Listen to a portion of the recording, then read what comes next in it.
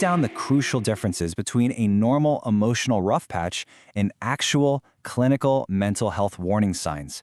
It's a vital distinction, and honestly, one that's heavily misunderstood. Be honest, have you ever felt sad, anxious, or just kind of scared that you were somehow off?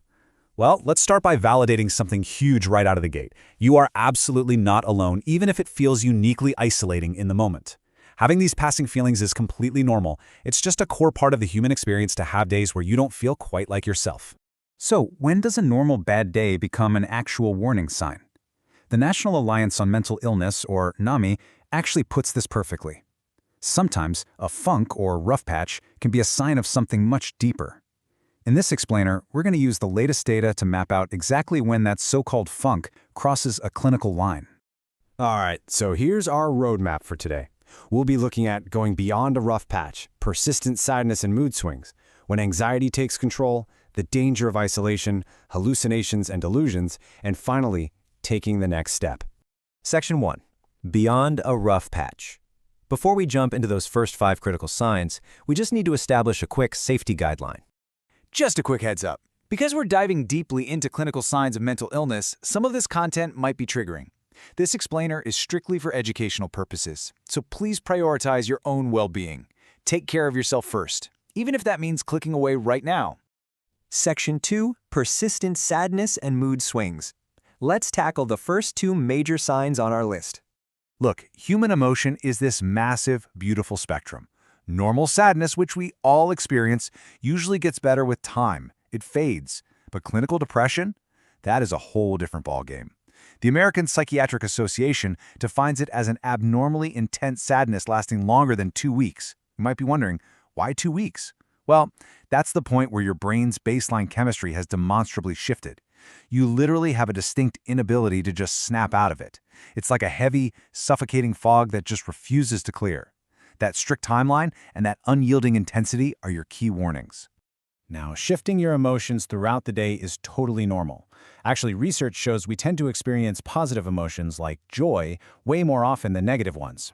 However, extreme, unprovoked mood swings absolutely cross a clinical line. If you're experiencing severe sadness, explosive anger, or even excessive euphoria that has literally nothing to do with what is actually happening in your daily life, that is a huge red flag.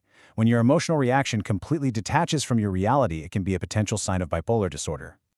Section 3. When anxiety takes control. Moving right along to our third sign. We all worry, right? But the crucial differentiator here is the timeline. Normal worry is temporary, and it's manageable. It actually serves a purpose, like studying for a test or remembering to pay a bill. An anxiety disorder, though, means the worry is entirely out of control and relentless. You simply cannot shut it off. The Anxiety and Depression Association of America points out that if you've felt this intense, unyielding worry on most days for at least 6 months, that's a clear clinical sign to seek help. That 6-month mark is basically when your nervous system gets stuck in the on position. And here's the thing, an anxiety disorder doesn't just live in your head. It violently and physically manifests in your body.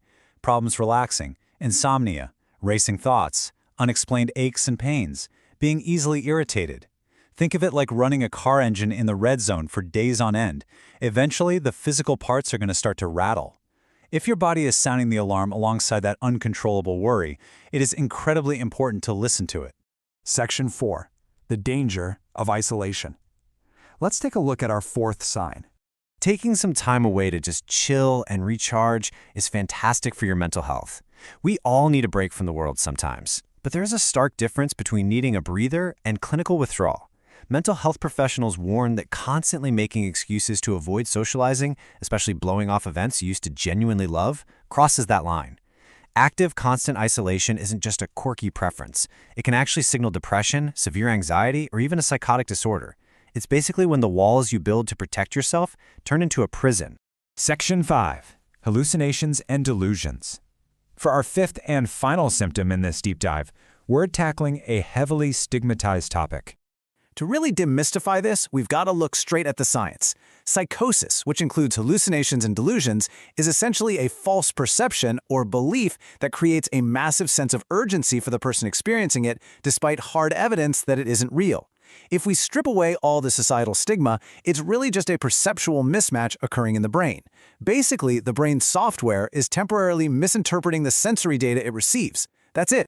And a scale of this might actually blow your mind. Up to 100,000 people in the US experience psychosis every single year. 100,000.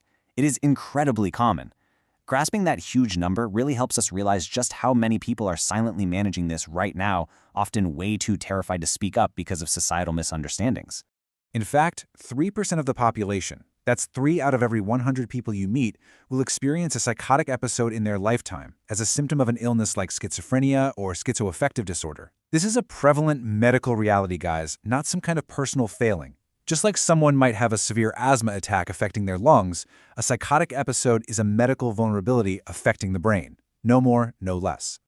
Section 6. Taking the next step. As we wrap up this explainer, let's turn this clinical knowledge into actionable power. If you recognize any of these signs in yourself or others, there are very practical avenues for help available right this second. Reach out to a mental health professional. Call your insurance company. Hit up a local college student counseling clinic or dial your county crisis line. Getting treatment is absolutely the right step, and it is a step you deserve to take. Reaching out is not a sign of weakness. It is quite literally the ultimate sign of resilience. I want you to hear this loud and clear. You are not alone, and you are definitely not bad for feeling this way. Help is out there. These symptoms we've talked about are medical indicators. They're not character flaws. Just like we treat a broken bone or a bad infection, we can and we absolutely should treat the mind. We've covered a ton of crucial ground today, mapping out these first 5 signs. So I'm going to leave you with this one final provocative thought. If any of these 5 signs resonate with you, or if they remind you of someone you care about, who are you going to reach out to today? Empower yourself.